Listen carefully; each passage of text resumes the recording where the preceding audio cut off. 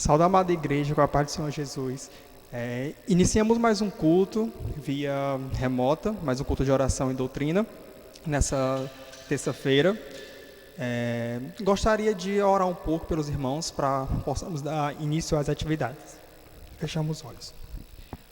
Senhor Deus, Pai Celestial, Deus Todo-Poderoso, Criador do céu e da terra, Cristo, em Tua presença, ó Pai, para te render graça por mais um dia de vida, por mais um dia que estamos vivendo debaixo do Teu amor, da Tua bondade, da Tua misericórdia, da Tua graça, ó Pai. Senhor, obrigado por ter se feito carne, ter morrido, ter convivido entre nós e ter morrido na cruz, ó Pai, para nos perdoar de todos os pecados e nos purificar de toda injustiça, Cristo.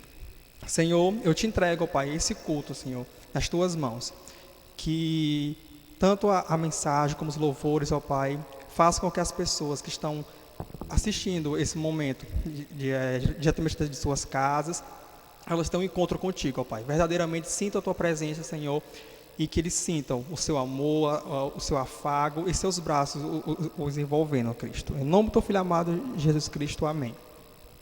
Irmãos, dando continuidade agora ao nosso culto, vamos para o nosso momento de louvor e adoração a Deus. Glória a Deus. Eu sou da igreja com a paz do Senhor Jesus, amém. Mais uma vez estamos aí juntos, né? Apesar de estar de forma remota, né? Mas que nós não deixamos de estar adorando e exaltando ao nosso Deus, amém. Eu vou estar cantando louvor. Eu acredito que poucos conhecem, né? Mas se não, você pode cantar juntamente conosco aí na sua casa, amém.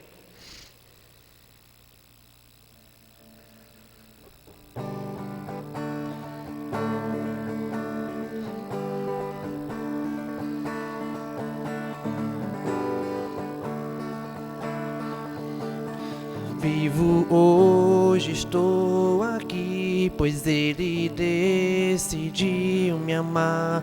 E então eu posso livre andar.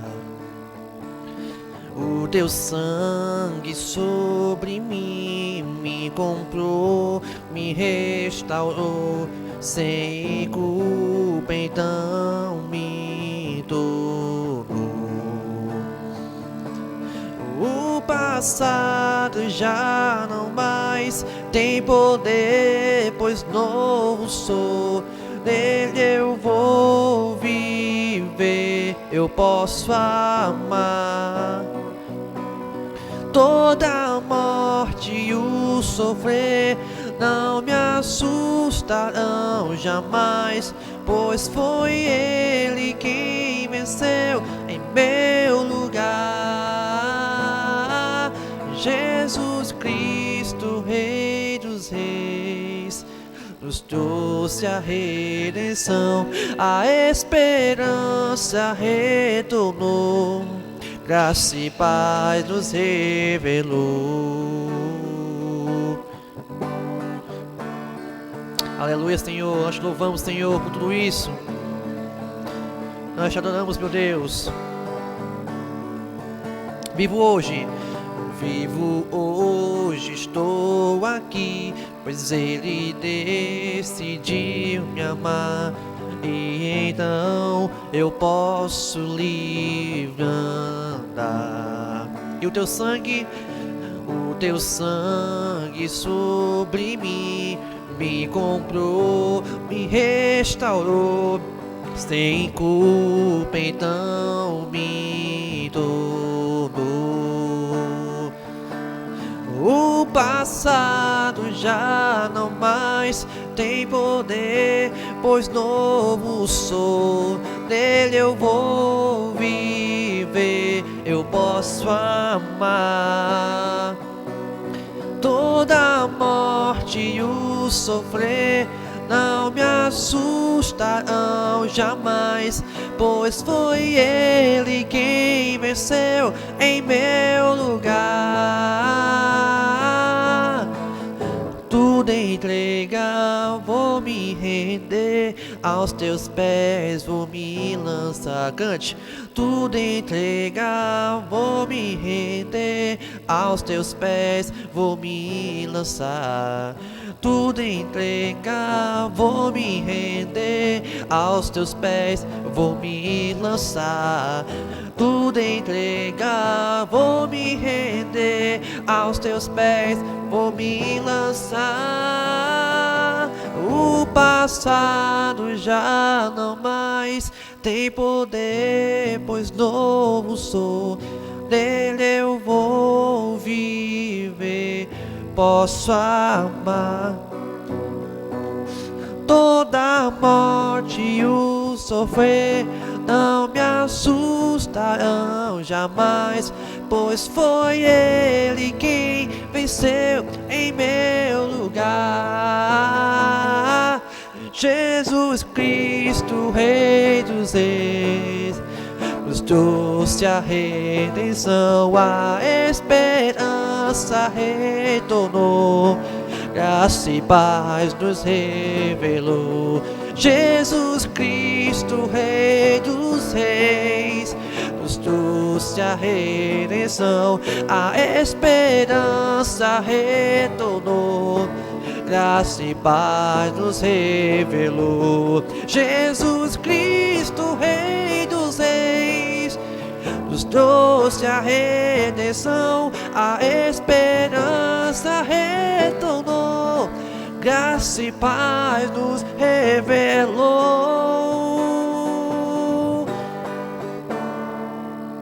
Glória a Deus. Esse é o Deus que nós adoramos, esse é o Deus que nós o servimos, para a honra e glória dele. Amém? Amém. Dando sequência ao nosso culto, eu chamo agora o Evaí, que será o pregador desse momento, trará a mensagem para nós. Vou fazer uma oração por ti, Evaí. Senhor Deus, Pai Celestial, eu boto em Tuas mãos, ó Pai, a vida do Evaí, que da boca dele, ó Pai, propague a Tua sã doutrina, e que venha ao encontro, ó Pai, do coração de todas as pessoas que estão do outro lado da tela nos assistindo, ó Pai. Em nome do Filho amado de Jesus, conduza esse momento, ó Pai, conforme a Tua vontade. Amém.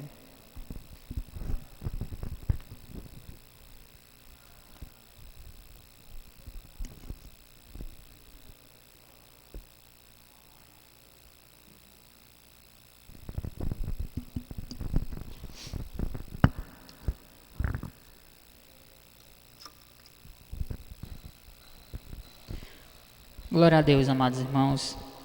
Aqui estamos, mais uma vez, por conta da pandemia, de maneira não presencial, mas não será esse fato que nos impedirá de meditar na palavra do Senhor, de trazer uma mensagem de reflexão aos irmãos. Enfim, não será esse momento, não será a profundidade, não será a morte que nos separará do amor do Senhor. E hoje nós vamos dar continuidade ao calendário de pregação, como está proposto. Nós vamos falar sobre um dos nomes de Deus. O pastor recentemente trouxe uma introdução a respeito desse assunto, fez um estudo sobre Êxodo 3. E hoje, continuando no livro de Êxodo, nós vamos meditar, fazer uma exposição de Êxodo capítulo 17, do verso 8 ao verso 15.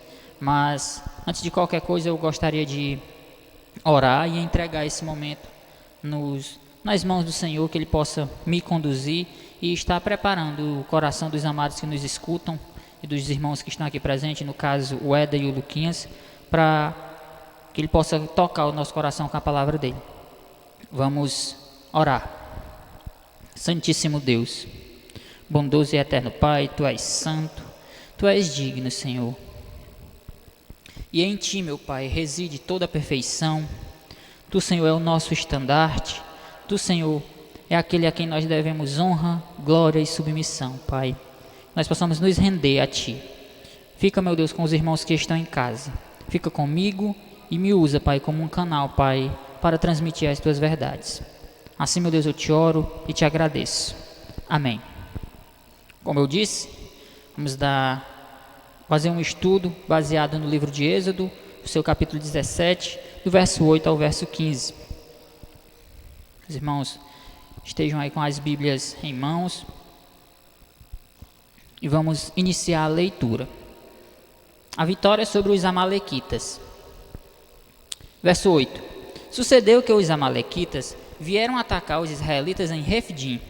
Então Moisés disse a Josué: escolha alguns dos nossos homens e lute contra os amalequitas. Amanhã tomarei posição no alto da colina com a vara de Deus em minhas mãos. Josué foi então lutar contra os amalequitas, conforme Moisés tinha ordenado. Moisés, Arão e Hur, porém, subiram ao alto da colina. Então Moisés mantinha as mãos erguidas e os israelitas venciam. Quando, porém, as abaixava, os amalequitas venciam. Quando as mãos de Moisés já estavam cansadas, eles pegaram uma pedra e a colocaram debaixo dele, para que nela se assentasse. Arão e Hur mantiveram erguidas as mãos de Moisés, um de cada lado, de modo que as mãos permanecessem firmes até o pôr do sol. E Josué derrotou o exército amalequita ao fio da espada. Depois o Senhor disse a Moisés: escreva isto num rolo, como memorial. Declara a Josué que farei que os amalequitas sejam esquecidos para sempre debaixo do céu. Moisés construiu um altar e chamou-lhe: o Senhor é minha bandeira, ou Jeová Nissi. E jurou pelo trono do Senhor: o Senhor fará guerra contra os amalequitas de geração em geração. Vamos dar início ao nosso estudo. Como eu havia falado, hoje nós vamos meditar em um dos nomes de Deus, que é Jeová Nissi, ou o Senhor é nossa bandeira. Mas para isso nós vamos expor o texto e entender todo o contexto que cerca a ocasião em que Moisés chama o Senhor de Jeová Nissi. Então hoje nós meditaremos nesse texto, vamos tentar mostrar e entender aquilo que a palavra do Senhor tem a nos dizer. Vamos ao verso 8, os irmãos podem acompanhar, permaneçam de Bíblia aberta. O verso 8 diz assim: sucedeu que os amalequitas vieram atacar os israelitas em Refidim. A história da nação santa, a história de Israel, é marcada por grandes batalhas, é marcada por grandes conflitos. Esse povo, o povo de Deus, desde a sua saída e desde que eles se tornaram escravos lá no Egito, eles passaram por diversas provações, passaram por diversos testes, desde do coração, desde a dureza do coração de Faraó, que não os deixava sair, ou mesmo o ataque do exército de Faraó na hora que eles estavam ali naquela terra. Eles passaram fome, passaram sede, como nós vemos nos capítulos anteriores, o capítulo 16 e o capítulo 17. Enfim, eles foram testados e aqui eles são atacados pelos amalequitas. Eles agora enfrentariam a sua primeira crise militar após a saída lá do Egito. Obviamente, era de se esperar que esse povo encontrasse desgastado devido a todos os contratempos que eles enfrentaram ali no Egito e no caminho até esse momento. Então, é fácil a gente deduzir que esse ataque poderia ter reduzido Israel à poeira histórica, porque era um povo abalado, que já tinha murmurado contra o seu líder e contra o Senhor. Enfim, era um ataque que poderia reduzir esse povo à poeira histórica. Mas quem estava atacando esse povo? Quem seria esse povo que estaria atacando essa nação? Quem eram os amalequitas, né? Para que a gente entenda quem eram os amalequitas, nós temos que entender também as suas motivações. Nós temos que entender de onde eles vieram, obviamente. E para isso a gente vai lá em Gênesis, capítulo 36. Gênesis 36, verso 12. Gênesis 36, verso 12 diz assim: Elifaz, filho de Esaú, tinha uma concubina chamada Timná, que lhe deu um filho chamado Amaleque. Foram esses os netos de Ada, mulher de Esaú. Ou seja, os amalequitas eram descendentes de Esaú. Todos nós conhecemos essa história, né, da primogenitura. Mas vamos seguir no nosso texto. Então, os amalequitas, eles eram descendentes de Esaú. E a razão desse ataque? Por que esse povo, por que essa nação estrangeira estava atacando Israel? Primeiro, nós podemos tirar por duas razões. Deus permite que esse povo seja atacado por causa de um pecado recente.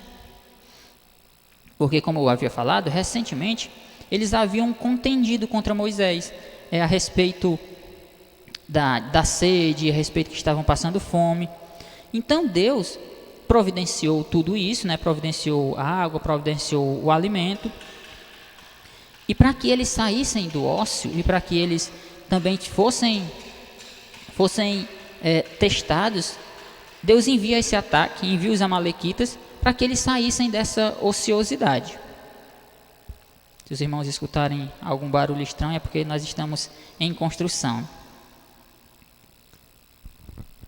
Então, Deus mandou os amalequitas para atacar esse povo, para que eles não viessem a se acomodar, né? Para que eles não se sentissem à vontade de achar, não, Deus vai resolver tudo e nós não precisamos fazer absolutamente nada.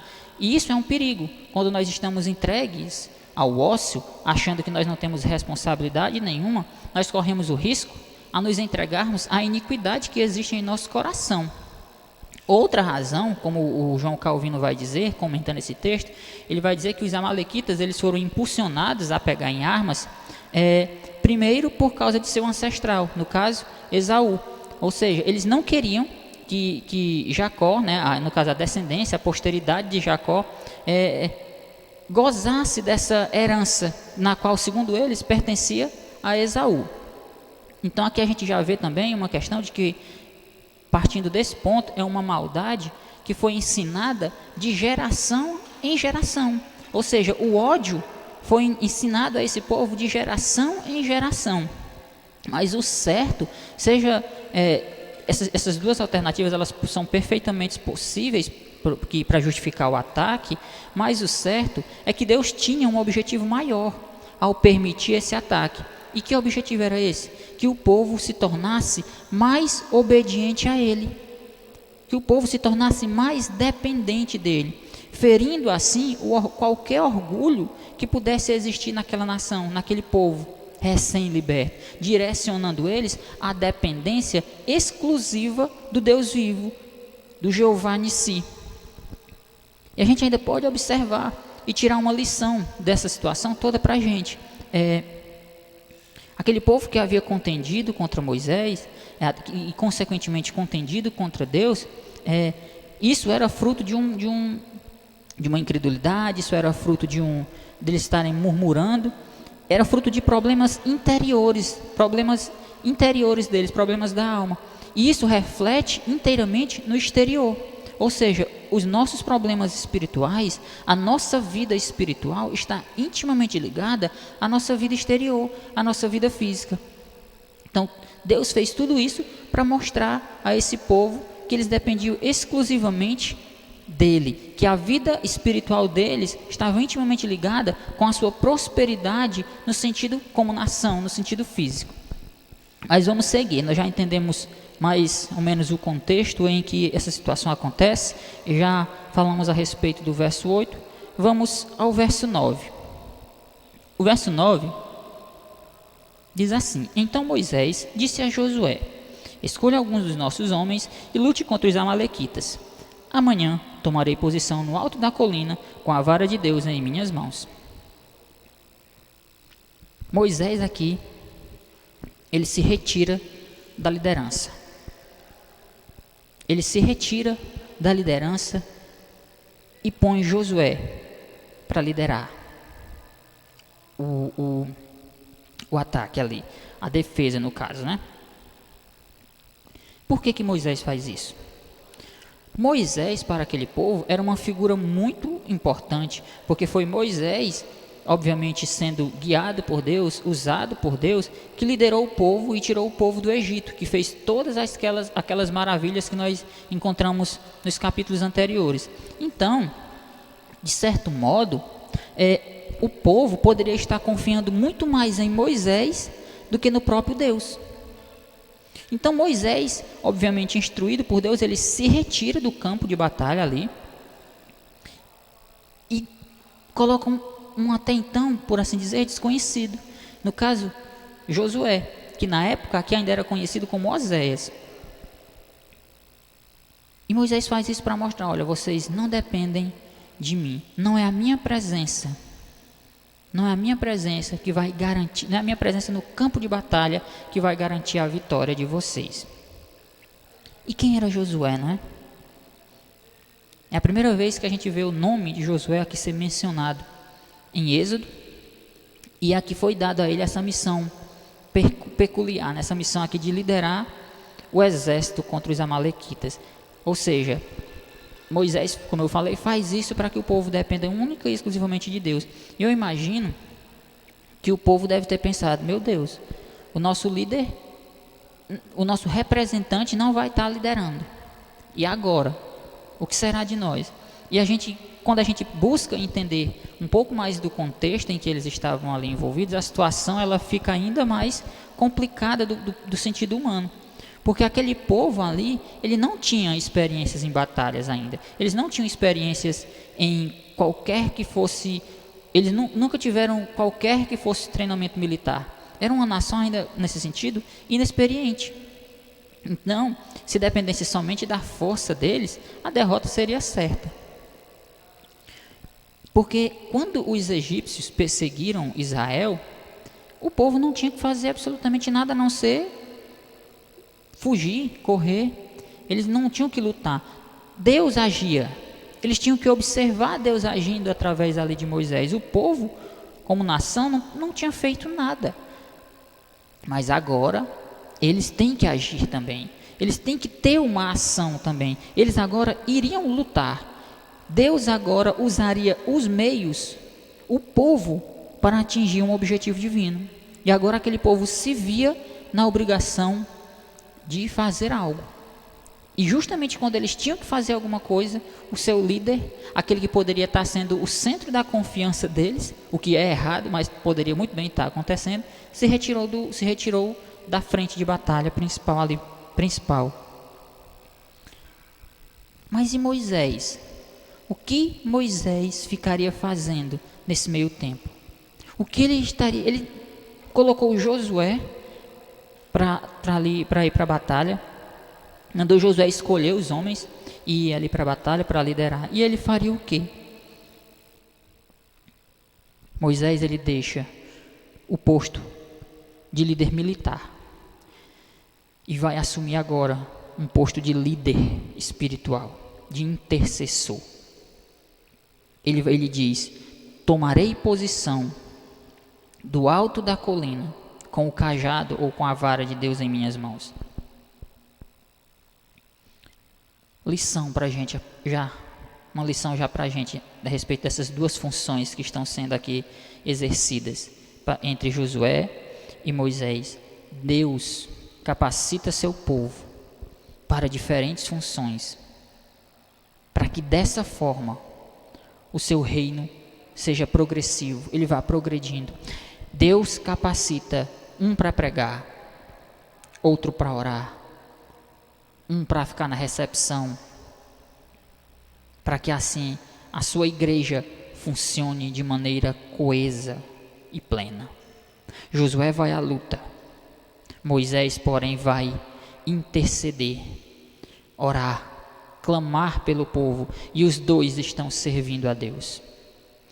Mais sobre esse aspecto das diferentes funções você pode ler em Romanos 12.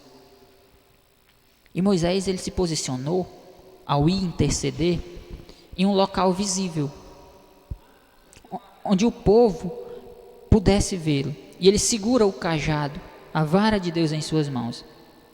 Aquele mesmo cajado que Deus utilizou para realizar milagres, que tinha convocado as pragas do Egito. E Moisés ficou em um local visível para que o povo visse, para que o povo observasse. E Moisés ele ergue o cajado como uma bandeira para encorajar, incentivar aqueles que estavam batalhando. Eles poderiam olhar para o alto, os que estavam batalhando, eles poderiam olhar para Moisés com o cajado erguido, clamando ao Senhor e dizer: ali está o cajado. Aquele mesmo, com aquelas mesmas mãos que o seguraram, e que nos livraram, que nos tiraram da servidão do Egito. Era um sinal de encorajamento para aquele povo saber que aquelas mesmas mãos, no caso as mãos de Moisés, que aquele mesmo cajado e que o mesmo Deus também estava intercedendo por eles na batalha. E eles se encorajam. Mais uma lição para a gente. É útil para mim, é útil para a minha fé, é útil para a sua fé, nós olharmos para os exemplos do passado, para os monumentos da nossa fé e nos encorajarmos. Nós devemos olhar para os grandes milagres que Deus tem realizado na sua igreja ao decorrer da história. Nós devemos olhar para os milagres que Deus tem operado na nossa vida, na vida dos nossos irmãos, e nos enchermos de coragem e de alegria para proclamar o Evangelho, para vencer e enfrentar com coragem, com ânimo as lutas, as nossas batalhas diárias. Olhemos para os monumentos da nossa fé e tomemos coragem de proclamar o Evangelho. Olhemos para os mártires e entendamos que eles não morreram por uma mentira. Eles morreram felizes porque estavam defendendo uma verdade absoluta, que é a verdade de Deus. No verso 10 e no verso 11, Josué foi então lutar contra os amalequitas, conforme Moisés tinha ordenado. Josué obedeceu. Moisés, Arão e Hur, porém, subiram ao alto da colina. Enquanto Moisés mantinha as mãos erguidas, os israelitas venciam. Quando, porém, as abaixava, os amalequitas venciam. Moisés subiu ao monte e consigo levou Arão e Hur. E Josué foi ao campo de batalha. Todos os postos dessa maneira, eles estavam ocupados. E a batalha ia se iniciar. Em uma guerra, imagina-se que o melhor preparo físico prevalece. Em uma guerra, imagina-se que aqueles que têm o melhor treinamento de guerra vá prevalecer. Porém, a batalha que o povo de Deus enfrenta, ela não é vencida fisicamente. Note que quando Moisés baixava as suas mãos ou cansava, os amalequitas prevaleciam. Quando ele erguia, Israel prevalecia contra os seus inimigos. Mais uma lição que nós podemos tirar desse verso. Note que o texto diz que em um momento os amalequitas prevaleciam, em outros os israelitas prevaleciam. Isso dependia da ação de Moisés clamar e erguer as mãos ao Senhor. Eu quero lhe dar uma lição aqui, para você que está abatido, porque sua vida tem sido amarga. Meu querido, até mesmo a batalha mais nobre, a causa mais nobre, ela deve esperar desapontamentos. Sua vida não vai ser, infelizmente aqui nessa terra, só de alegrias. Hora ou outra, os amalequitas que pelejam contra você, eles vão triunfar ou vão vencer em um determinado momento. Mas saiba que a vitória deles não é permanente, que as suas lutas não durarão eternamente. Não desanime. Não desanime quando o abatimento vier. Porque Moisés, a gente vai ver ali mais para frente no texto, ele se cansou, as mãos deles ficaram pesadas. Mas aquele que está no céu, ele não se cansa. E ele está intercedendo, cuidando de nós. Moisés clamava e o povo, Israel prevalecia. E aqui está também para nós a importância da oração e da fé na vida do crente. A nossa vitória, ela só ocorre quando dobramos os joelhos, clamamos ao Senhor. Quando o povo de Deus ora. a vitória, ela vem no tempo de Deus.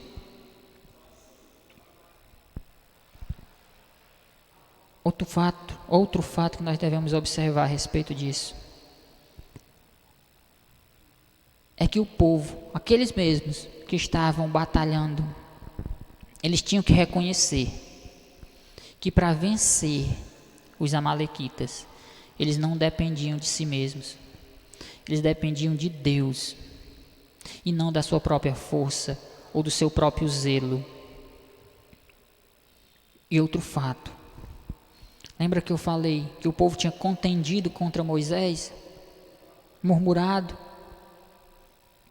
Esse fato de Moisés estar ali como líder, orando e intercedendo, confirma a posição de Moisés em relação a Deus e ao bem-estar e à segurança da nação. O povo tinha que entender que Moisés era ali o representante de Deus. Esse mesmo povo que acusou Moisés por causa dos seus problemas, que questionou, agora eles tinham que entender que a vitória deles dependia de Moisés clamar a Deus, erguer as mãos e clamar ao Senhor, interceder por eles.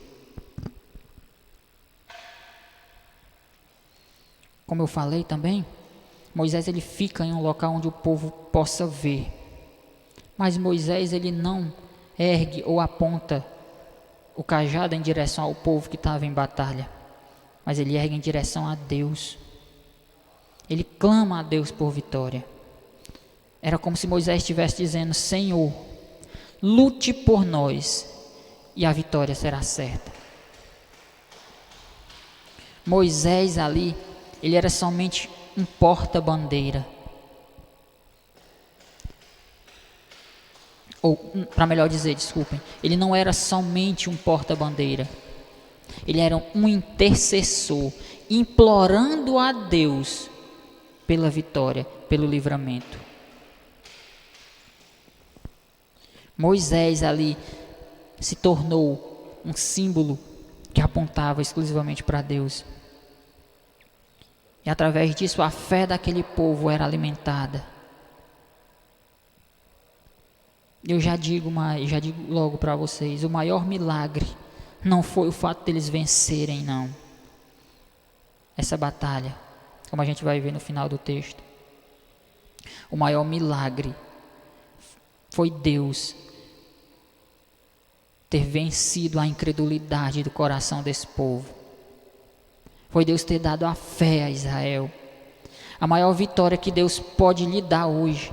Se existe alguém aqui nos assistindo que não entregou sua vida a Deus ainda, eu lhe digo uma coisa: o maior milagre que Deus pode fazer na sua vida é vencer a incredulidade que há no seu coração. Não são bens materiais, não é uma esposa, mas sim Deus vencer a incredulidade que existe no íntimo do seu ser.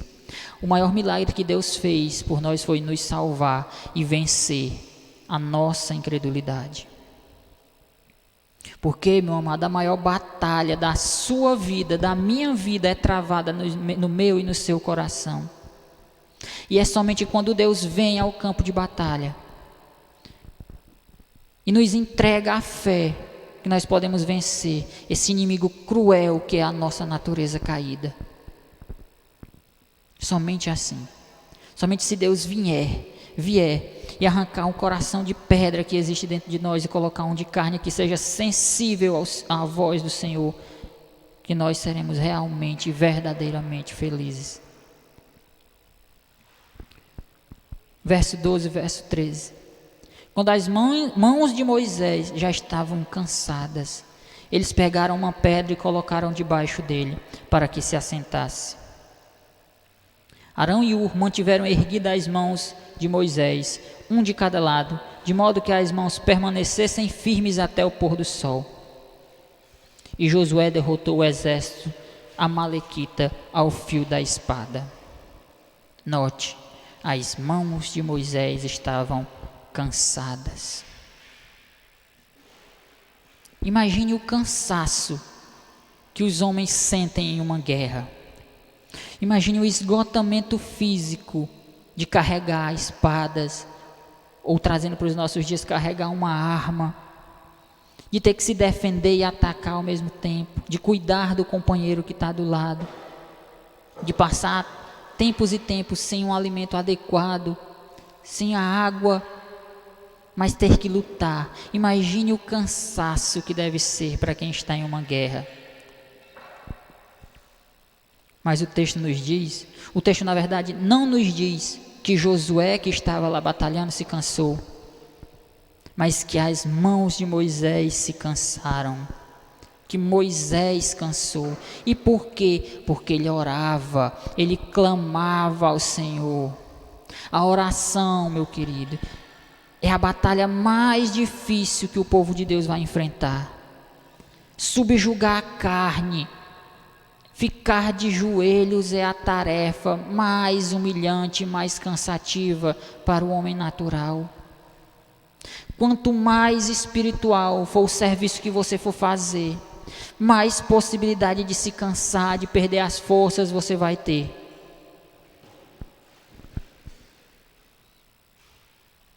O trabalho da oração, orar, se realizado com a devida diligência, com o devido respeito, com o devido vigor, com a devida afeição, ele não vai ser fácil, ele vai ser difícil.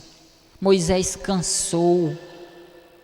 E sabe por quê? Porque o espírito está pronto, mas a carne é fraca.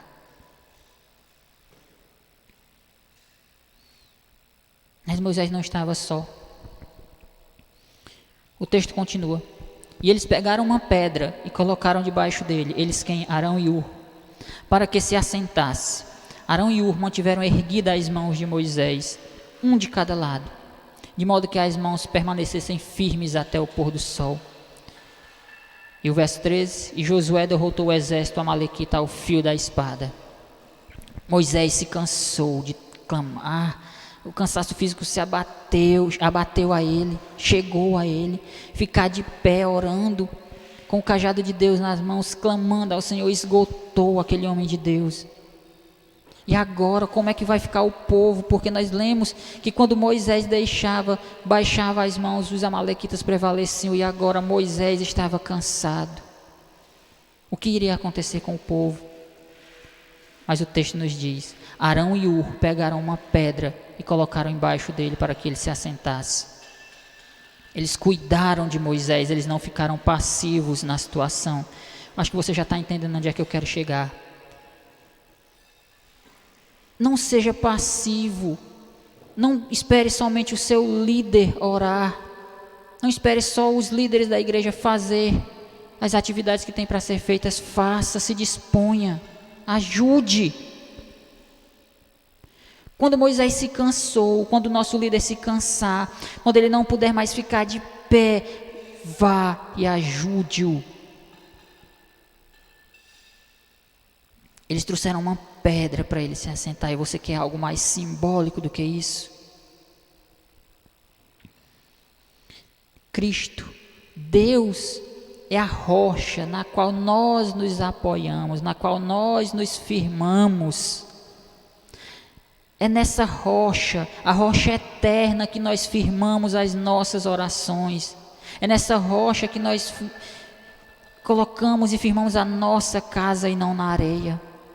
Moisés fez a fundação da sua fé na rocha, fundação da sua vida na rocha e não na areia. Por mais que os vendavais das batalhas viessem, por mais que o cansaço lhe assolasse, ele estava firmado na rocha. Moisés aceitou também ser ajudado. O apoio na obra do Senhor é essencial. Nós não podemos, como eu estava falando, esperar que só uma pessoa o faça. Nós devemos ter a consciência de que nós precisamos de ajuda. Nós não somos o exército de um homem só. E não se envergonhe de pedir ajuda, meu amado. Também não se envergonhe de oferecer. Às vezes você pode ver o pastor Abraão dizer assim, mas eu não vou oferecer, não, eu tenho vergonha do pastor achar que eu estou dizendo que ele não é capaz de fazer. Não. Não se envergonhe de oferecer ajuda. Não se envergonhe de pedir ajuda. Todos somos membros uns dos outros. A Igreja de Cristo é composta de um corpo como um todo, vários membros. E através dessa ajuda que ele recebeu, através da rocha que lhe trouxeram para ele se assentar, as mãos de Moisés foram sustentadas até que o sol se pôsse.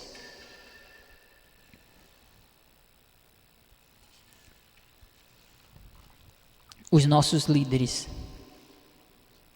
além de precisarem da nossa ajuda física para, às vezes, varrer o templo, para organizar as cadeiras, para higienizar os microfones, para ficar na recepção, eles também necessitam das nossas orações.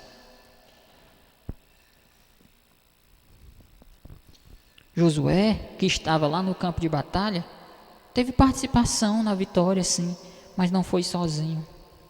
Ele estava na batalha e Moisés no monte, no cume, orando, intercedendo pelo povo. O comentarista Matthew Henry, ele diz o seguinte, que Cristo é ambos para nós, o nosso Josué, que é o príncipe da nossa salvação. Ele é o príncipe da nossa salvação, Jesus. Cristo luta as nossas batalhas e ele é como o nosso Moisés, que no mundo superior vive eternamente, intercedendo, impedindo que a nossa fé esmoreça. Porque é só isso, é só por causa de Cristo que nós não largamos tudo. Ele é o nosso Josué, ele é o nosso Moisés. Chegando quase no final da nossa mensagem, nós vamos ler o verso 14 e o verso 16 e vamos deixar o verso 15 para o final. Verso 14 e verso 16. Depois o Senhor disse a Moisés, escreva isso num rolo como memorial e declara a Josué que farei que os amalequitas sejam esquecidos para sempre debaixo do céu. Verso 16. E jurou pelo trono do Senhor, o Senhor fará guerra contra os amalequitas de geração em geração.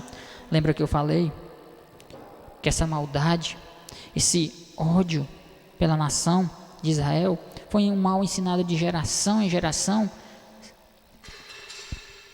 Pois é, nós temos aqui a promessa de que os amalequitas, que o Senhor faria guerra contra os amalequitas de geração em geração. E o Senhor disse a Moisés, escreva isto em um rolo como memorial e declara a Josué que farei com que os amalequitas sejam esquecidos para sempre debaixo do céu. Moisés, com certeza, aprendeu a escrever na sua época lá com o faraó, né? E aqui a gente tem a primeira menção no livro de Êxodo aos escritos de Moisés. Muitos acreditam, não é uma informação comprovada, que pode ser a partir daqui que Moisés tenha começado a escrever o Pentateuco. A gente não pode comprovar essa informação, fica a título de curiosidade. O que nós temos que saber é que era de extrema importância que esses fatos que estavam acontecendo aqui fossem registrados, para que a história não se perdesse. E as pessoas pudessem verificar, olhar para o seu passado, olhar para os monumentos do seu passado e ver, e lembrar das grandes vitórias que Deus deu a eles. E seguindo, algumas traduções diz assim, escreva isso num rolo, como memorial ou no livro, e repita-o nos ouvidos de Josué. O sucessor de Moisés também tinha que conhecer o plano de Deus. É por isso que Deus ordena, leia em voz alta para Josué, repete isso aos ouvidos dele. Diz, eu farei com que os amalequitas sejam esquecidos para sempre debaixo do céu.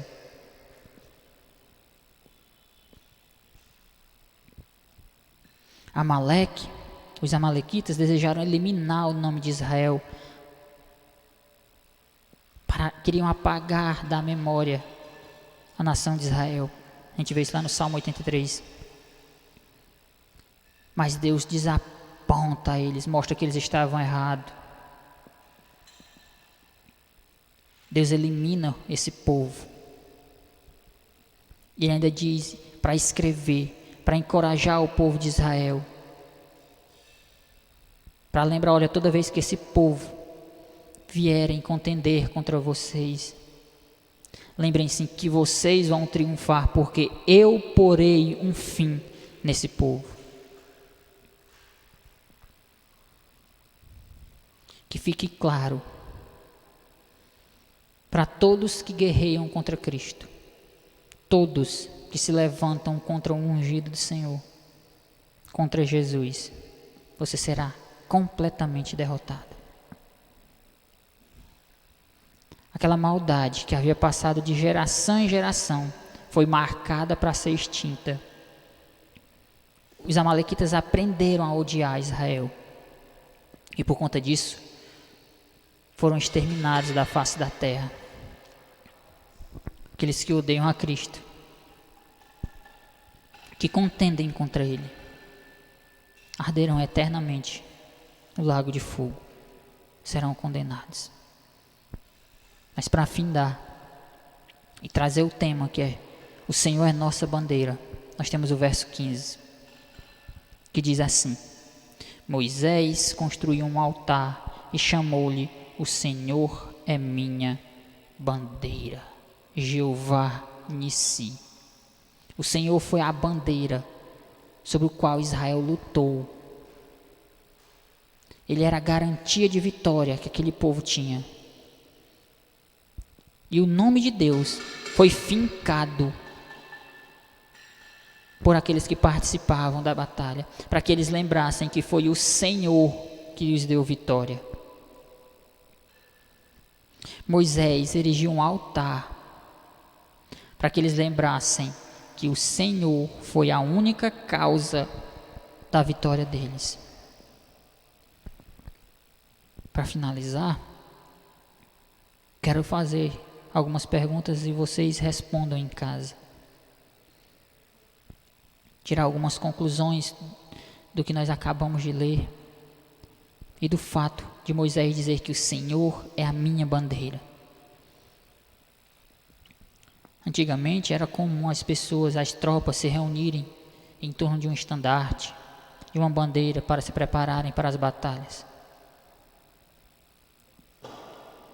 Ao redor de qual bandeira nós estamos nos reunindo para nos prepararmos para enfrentar as batalhas aí do mundo? Quantas bandeiras nós temos levantado na nossa vida? A bandeira de um partido político, de uma pessoa, de um trabalho, de uma profissão, de uma doutrina, de uma instituição e por aí vai. Mas e a bandeira de Cristo? Será que nós temos erguido ao ponto do povo aí de fora ver e dizer: ali está um servo de Cristo, pois ele carrega a bandeira do Senhor levantada, a bandeira de seu Salvador levantada. O seu testemunho tem sido uma bandeira de Cristo? Qual bandeira está fincada em nossos corações? A bandeira da idolatria ou a bandeira do Senhor? Nós temos sido idólatras. Esse povo desse tempo tem sido idólatra. Tem fincado ídolos e mais ídolos no seu coração, na sua vida. O coração dessa geração perversa tem se tornado solo fértil para a plantação da idolatria. Quero perguntar mais uma vez: qual bandeira está fincada em nossos corações? Será que é a bandeira de Cristo ou a bandeira da incredulidade? Será que nós temos assistido inúmeras pregações? Será que nós temos lido os mais notórios livros de teologia, os mais notórios teólogos? Será que nós temos cantado os mais belos louvores?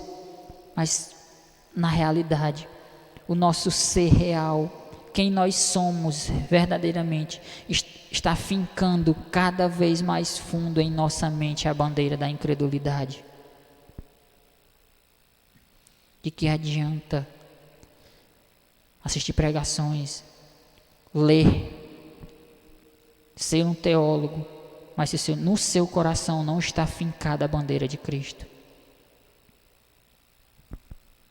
A verdade que eu quero que vocês entendam aqui é que Deus é a nossa bandeira. Moisés fez isso para mostrar: vocês venceram porque o Senhor é a nossa bandeira. Quando nós nos unimos, nos reunimos em torno do Senhor, a nossa vitória é certa. Finque a bandeira de Cristo no seu coração. Deixe o seu coração ser um terreno exclusivo de Deus. Sabe os Estados Unidos? Aquela história de que eles foram à Lua, eles não fincaram a bandeira lá dos Estados Unidos? Pois é. Deixe Deus colonizar o seu coração. Deixe Cristo colonizar o seu coração. Que cada conquista que você tenha nessa vida, seja ela a menor que seja, diga: o Senhor é a minha bandeira. Venci porque Ele me deu vitória. Deixe que a bandeira de Cristo fique hasteada na sua vida. Que cada atitude sua, que cada palavra que você diga, seja vista como uma bandeira, como um símbolo da fé que você professa. Que é uma cruz vazia e um Salvador ressurrecto. Finque a bandeira de Cristo no seu coração. Amém. Nós vamos orar e logo em seguida o irmão Lucas vai estar encerrando com louvor. Os irmãos usem esse momento de oração para estar clamando pela vida das famílias enlutadas, clamando pelos aqueles que estão em leitos, nos hospitais, precisando de ajuda, precisando de um pouco de alento, e esse alento só virá da parte de Deus. Orem por proteção, orem pela vida da nossa liderança, orem para que a nossa igreja finque cada vez mais a bandeira de Cristo no nosso meio.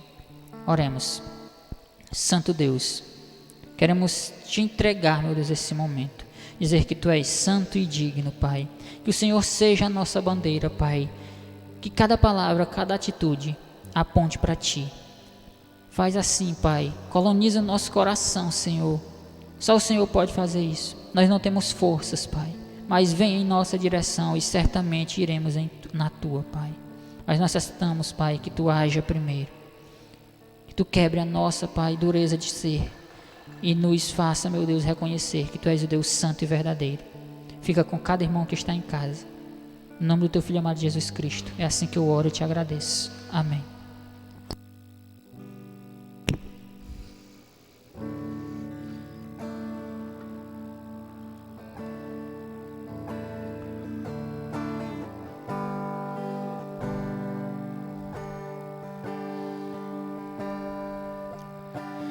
Deus não rejeita a oração, oração é alimento.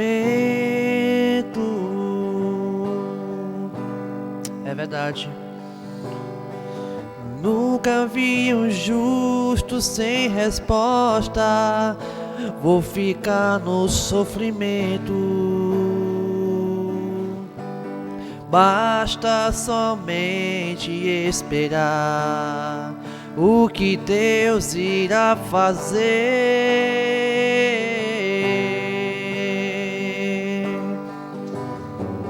Quando Ele estende suas mãos, é a hora de vencer. Então louve, simplesmente louve. Tá chorando, louve. Precisando, louve. Tá sofrendo, louve. Não importa, louve. Seu louvor invade os céus. Deus vai na frente, abrindo o caminho, quebrando as correntes, tirando os espinhos, ordena os anjos a contigo lutar. Ele abre as portas pra ninguém mais fechar. Ele trabalha para quem nele confia, caminha contigo de noite ou de dia. Erga suas mãos, suas bênçãos chegou. Comece a cantar com muito louvor, com muito louvor, com muito louvor, com muito louvor. A gente precisa entender o que Deus está falando. Quando Ele fica em silêncio, quando Ele fica em silêncio, é porque Ele está trabalhando. Basta somente esperar o que Deus irá fazer. Quando Ele estende as suas mãos, quando Ele estende suas mãos, é a hora de vencer. Então louve, simplesmente louve. Tá chorando, louve. Precisando, louve. Tá sofrendo, louve. Não importa, louve. Seu louvor invade os céus. Deus vai na frente, abrindo o caminho, quebrando as correntes, tirando os espinhos, ordena os anjos pra contigo lutar. Ele abre as portas pra ninguém mais fechar. Ele trabalha pra quem nele confia, caminha contigo de noite ou de dia. Erga suas mãos, suas bênçãos chegou. Comece a cantar com muito louvor, com muito louvor, com muito louvor, com muito louvor, com muito louvor, com muito louvor, com muito louvor, com muito louvor,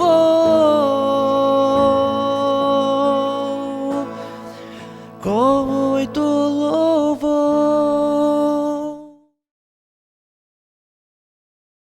Irmãos, em nome de Jesus, amém?